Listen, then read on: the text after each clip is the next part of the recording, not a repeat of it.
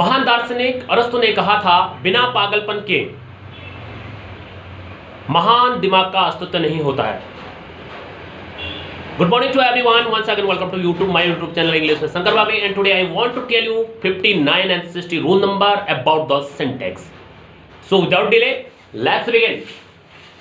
59 rule number कहता है, यदि हमारे पास डबल इंफिनिटिव, डबल जीरेंड और डबल क्लॉज एंड से कनेक्ट होकर एज ए सब्जेक्ट के रूप में प्रयोग होते हैं, तो उस सिचुएशन में हम हमेशा प्लूरल वर्ब का इस्तेमाल करते हैं, क्योंकि उसे प्लूरल सब्जेक्ट माना जाएगा और प्लूरल सब्जेक्ट के साथ हमेशा प्लूरल वर्ब का इस्तेमाल करते हैं।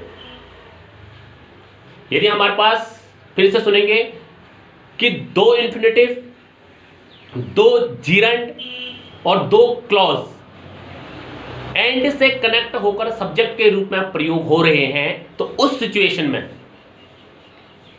हम प्लूरल वर्ब का इस्तेमाल करेंगे। एग्जाम्पल के थ्रू पर समझते हैं। To swim and to run, connect किससे हो रहे हैं? एंड से। और यहां पर टू स्विम और टू रन, टू क्या है? इंफिनिटिव है। उसके बाद वर्ब की फर्स्ट फॉर्म का प्रयोग किया जाता है। यहां पर स्विम और रन फर्स्ट फॉर्म का प्रयोग किया गया है, एंड से कनेक्ट है, सेंटेंस के सब्जेक्ट के रूप में एज ए इंफिनिटिव काम कर रहे हैं। तो इस सिचुएशन में हमने इसके साथ प्लूरल वर्ब का इस्तेमाल किया है, राइट। इसके साथ प्लूरल वर्ब का इस्तेमाल करेंगे जब हमारे दो एंड से कनेक्ट हो रहे हैं सब्जेक्ट और इंफिनिटिव के रूप में काम आ रहे हैं सब्जेक्ट के रूप में, डबल इंफिनिटिव के रूप में। यहां पर देखेंगे डबल इंफिनिटिव, टू स्विम और टू रन, ये डबल इंफिनिटिव है। तो इस सिचुएशन में हमने प्लूरल वर्ब का इस्तेमाल किया है इसके साथ। दूसरा देखते हैं, running and swimming. Running and swimming यहां पर क्या है? ये जीरेंड है, और इस जीरेंड के हिसाब से आर का प्रयोग किया गया है, क्योंकि ये एंड से कनेक्ट है, सेंटेंस के सब्जेक्ट के रूप में प्रयोग किया गया है। और इस सिचुएशन में हमने क्या देखा है? एंड से कनेक्ट होते हुए दोनों जीरेंड को सब्जेक्ट के रूप में काम कर रहे हैं, और इस सिचुएशन में हमने आर प्लूरल वर्ब का इस्तेमाल किया है।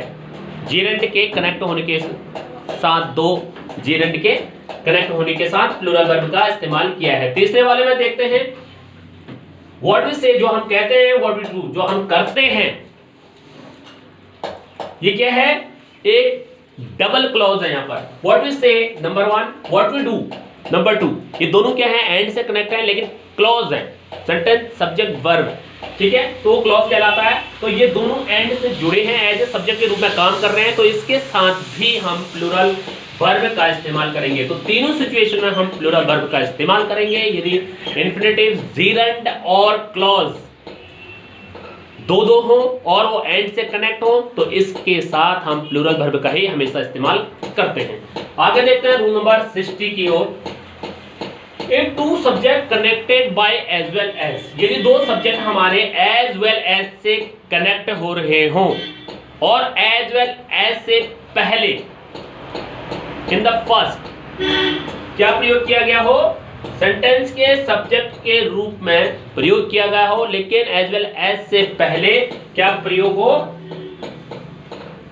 कोई नंबर और पर्सन जो भी है, एज वेल एज से पहले जो नंबर एंड पर्सन आएगा वो सिंगुलर हो या प्लूरल कोई भी हो, उसके अनुसार ही हम उसके साथ वर्ब का इस्तेमाल करेंगे। आगे प्लूरल वर्ब का इस्तेमाल या सिंगुलर वर्ब का इस्तेमाल करेंगे, दोनों आ सकते हैं, लेकिन वहां पर सिचुएशन ये होनी चाहिए कि एज वेल एज से पहले कौन सा सब्जेक्ट है, सिंगुलर या प्लूरल, उसी के अनुसार। सिंगुलर होगा तो सिंगुलर वर्ब यूज करेंगे, प्लूरल होगा तो प्लूरल वर्ब यूज करेंगे, लेकिन एज वेल एज से पहले, क्योंकि वहां पर हमको सब्जेक्ट एज वेल एज से पहले मिलेगा और उसके बाद भी एज वेल एज के बाद भी कोई सब्जेक्ट आया होगा, लेकिन हम एज वेल एज के पहले वाला जो सब्जेक्ट और सिंगुलर और प्लूरल होगा उसके मुताबिक ही आगे हम सिंगुलर और प्लूरल वर्ब का इस्तेमाल करेंगे।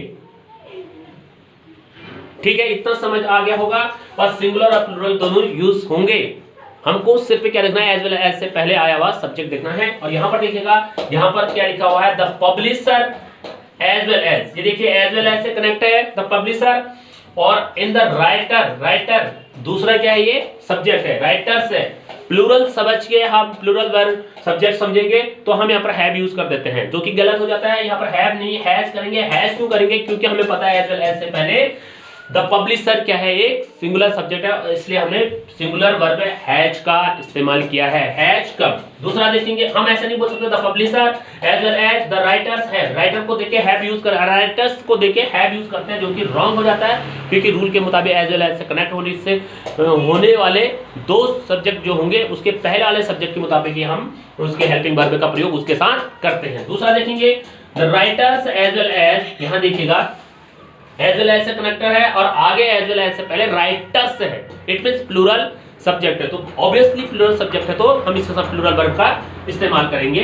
पब्लिशर आर यहाँ इसलिए आया क्योंकि यहाँ पर राइटर्स आया है एज वेल एज से पहले वाले सब्जेक्ट में, तो पब्लिशर आर का इस्तेमाल सही माना जाएगा क्योंकि यहाँ पर राइटर्स प्लूरल सब्जेक्ट है इसलिए, और पब्लिशर के हिसाब से नहीं माना जाएगा बल्कि राइटर्स के हिसाब से हमने प्लूरल वर्ब का इस्तेमाल किया है। दूसरा देखेंगे the writers as well as, यहाँ पर देखिए द राइटर्स क्या है, एक प्लूरल सब्जेक्ट है, इसके साथ भी प्लूरल वर्ब का प्रयोग किया जाएगा, न कि सिंगुलर। इज क्या हो जाएगा, रॉन्ग हो जाएगा। Is the publisher are excited